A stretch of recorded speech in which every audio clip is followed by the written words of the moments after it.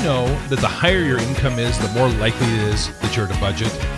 You may think that this is because you have more money to spend or to allocate to budgeting, but I think there's some deeper issues behind those numbers.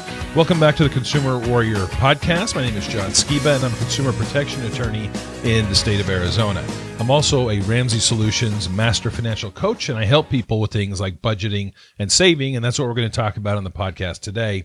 Recently there was a study put out by debt.com. They actually compiled a bunch of statistics related to budgeting and saving habits of Americans. And some of the numbers that they found were really interesting, some of them a little distressing. But in looking at budgeting specifically, they made the finding that people who make $75,000 a year or more tend to keep a budget. And one of the actual statistics that I thought was interesting, it said that 32% of people who make $75,000 a year or more maintained a household budget. And what's kind of interesting is to look at some of the other statistics out there, and that specifically is to people who are living paycheck to paycheck, and that number is about 70%. Some studies show it's a little bit higher. So those who are doing better financially, about 30% of the people maintain budgets, whereas 70% of the people are living paycheck to paycheck. So I think there might be some kind of correlation there relating to those people who keep a monthly budget. They're not living paycheck to paycheck, and they end up doing better overall. Some of the other interesting statistics, and by the way, you can check out this study over at debt.com. They showed people as far as how their budgets broke down. And you can start to see why there's some problems and maybe some of this month-to-month type living because people are spending too much in certain areas of their budget. For instance, they're showing about 33% of people's monthly income is dedicated to housing costs. We generally recommend that you keep that at 25% of your pay or less on a monthly basis. Otherwise, you start running into this thing where you're too house heavy. You know, the amount of money going to support yourself as far as your housing goes just gets to be out of whack. Another thing that was interesting out of the food budget, food comprises about 12% of our monthly budget, but their finding was that 56% of that went to groceries and 44% went to eating out.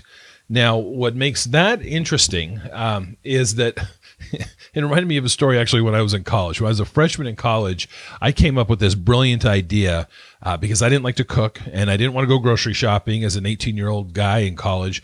So I decided, you know what I'm going to do? I figured I can go to McDonald's and I can get a Big Mac value meal, and I could do this like 3 meals a day. And back then it was like $2.99, and I figured out this $9 a day budget. And I thought I was so smart that this was going to be the cheaper way to buy groceries.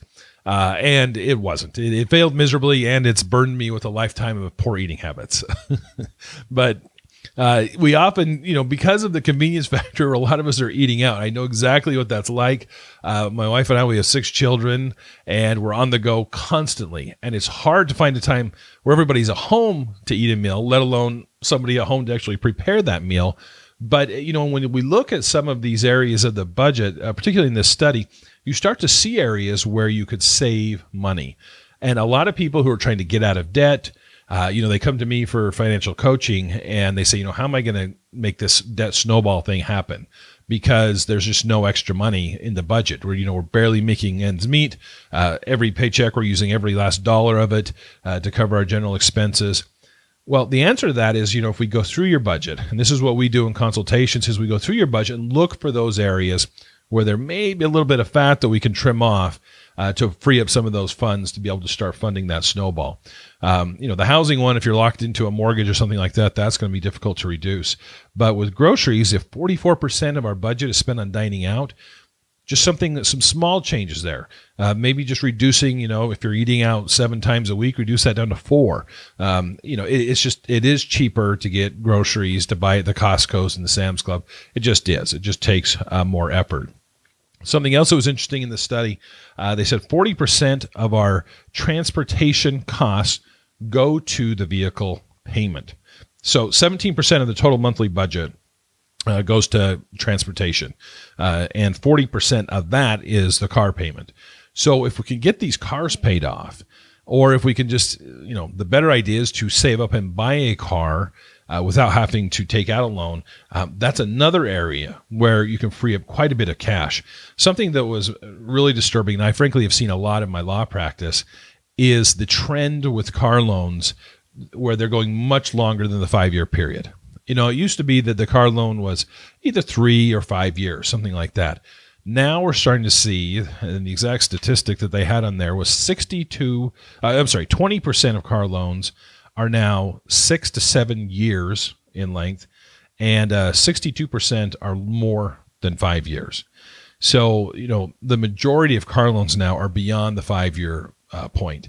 And I can tell you in my law practice, I see this quite a bit where people are coming in and they've got these car loans that are $700-800 and they're on 7-year notes. And, it's just crazy the amount of money that people are spending towards vehicles. Whereas, if you're willing to maybe drive a car that's not as new, drive the current cars you have much longer, it's cheaper to repair some of these vehicles than it is to buy the new ones. And just the financing options are not great. One of the other statistics said that the average new car loan for financing on a new car, $28,000, as opposed to a used car financing was $17,000. So you can see just the big savings that there is and the big expense in buying new, and just on the monthly budget, it's a killer to keep paying all that money to car payments. Sometimes I hear people say that that maybe they want to lease or they want to do something so that they always have a car payment, or they treat car payments as just this inevitable part of life that you're going to have a car payment. It doesn't have to be that way. If you've ever paid a car off, there's no better feeling than that next month after you pay that vehicle off when you're not putting all that money out. It's also one of the big ways you're going to get a lot of acceleration on a debt snowball is to get some of those vehicles either sold or get them paid off. So some of the, just kind of interesting statistics over there at debt.com. The thing that, as I looked at that study that really drove things home for me as far as budgeting and saving. If you're budgeting and you have a set budget each and every month, that's going to be the key to you getting out of debt. That's going to be the key to you prospering. That's what we're seeing in those specific numbers, is that the people who budget tend to do better. I'll leave this episode just on some other statistics they had on saving. Now, whatever study this is, or I guess it's the Federal Reserve, says that the goal for Americans should be to save 10% of your income. And right now, the personal savings rate is about half that, a little over 5%. And it hasn't been at 10% since May of 1985, when your host here, John Skiba, was 10 years old. Was the last time that we hit that 10% mark. They said also that only 37% of Americans have enough emergency savings to cover a $500 to $1,000 emergency.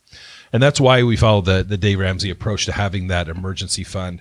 That's the first of the baby steps. Just save that $1,000, get that money set aside, and then let's start working on your debt problems. So, if you put that $1,000 and get that first baby step done, you are part of 37% of Americans that actually have that set aside and can deal with even what would be a fairly minor emergency. Like I said, I can tell you as a father of a large family, $1,000 doesn't go that far anymore. So, So that'll do it for this episode, but just some interesting statistics on budgeting, on saving. I'd be interested to hear in the comments how you do on savings, or if there's tips that you have for budgeting that you have found helpful. I'll put a link down in the notes on this one as well. We often recommend the Every Dollar app. It's free. Dave Ramsey's company put that together. My wife and I use that, and it is an excellent resource for being able to really get a hold on where your money's going and hopefully help change things moving forward. So that's going to do it for this episode, and I will catch you next time.